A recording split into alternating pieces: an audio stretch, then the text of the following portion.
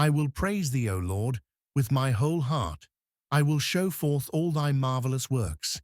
I will be glad and rejoice in thee. I will sing praise to thy name, O thou Most High. Psalm 9:1-2. David begins this psalm with a powerful declaration of intent. Notice the fourfold repetition of I will in these opening verses. This isn't casual or half-hearted worship. David makes a deliberate commitment to praise. In a world of broken promises and fickle devotion, David stands on the ground of determined worship. The first commitment involves wholehearted praise. I will praise thee, O Lord, with my whole heart. David rejects divided allegiance. Partial praise dishonors God. How often do we approach worship with fragmented attention? Our bodies are present while our minds wander to Sunday lunch plans or Monday's responsibilities. David reminds us that God deserves undivided devotion. This wholehearted praise stands as both command and invitation. Jesus echoed this truth when he identified the greatest commandment. Thou shalt love the Lord thy God with all thy heart, and with all thy soul, and with all thy mind. Matthew 22:37. Half-hearted worship isn't just inadequate, it contradicts the nature of genuine praise. David's second commitment involves testimony.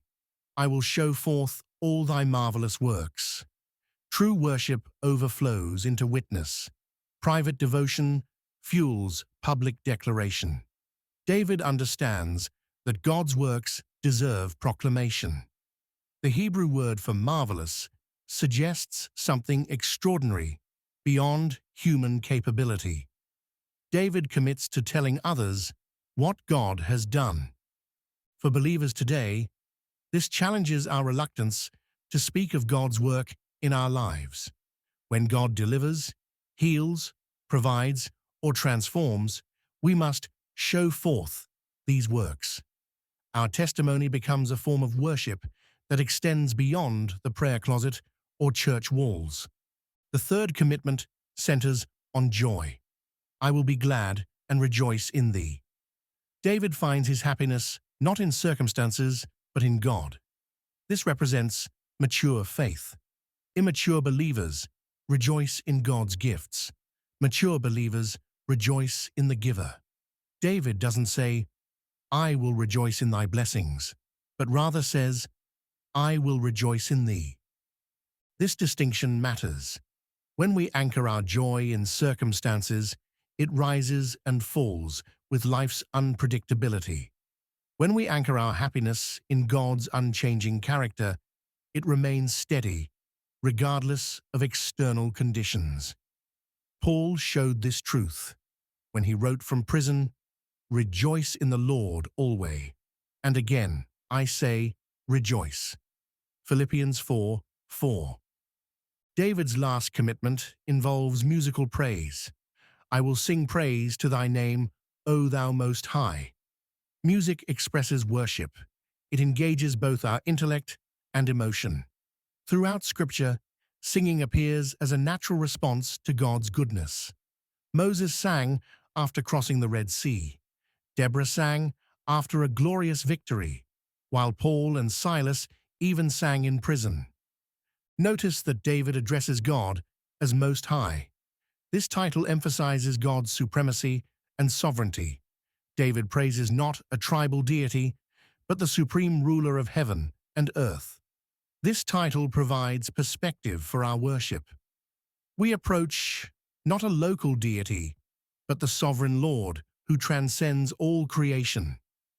These verses challenge believers on several levels. First, they confront our passive approach to worship. David doesn't say, I feel like praising, but rather, I will praise. Worship requires intentionality, not just an emotional response. Second, they question our compartmentalized faith. Do we praise with our whole heart or reserve portions for other loyalties? Third, they invite us to find our joy in God Himself, not just in his benefits. The mature believer says with Habakkuk, "Although the fig tree shall not blossom, neither shall fruit be in the vines, yet I will rejoice in the Lord. I will joy in the God of my salvation." Habakkuk 3:17-18. David's commitment forms the foundation for authentic worship. Wholehearted devotion, public testimony, God-centered joy, and musical praise. These elements combine to create worship that honors the Most High God.